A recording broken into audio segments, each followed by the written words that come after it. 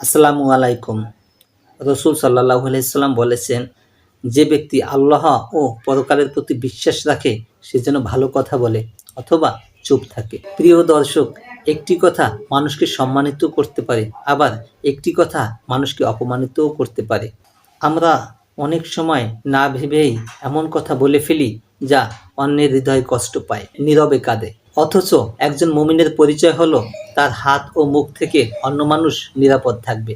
তাই কথা বলার আগে একবার চিন্তা করুন, আমার কথা দ্বারা কাহারো কোনো ক্ষতি হবে কিনা, আমার কথা দ্বারা কাহারো কোনো উপকার হবে কিনা, আমার কথায় কেউ কষ্ট পাবে কিনা। মনে রাখবেন, সুন্দর কথা সদকার সমান, আর নীরবতা অনেক সময় বড় ভুল থেকেও বাঁচায়।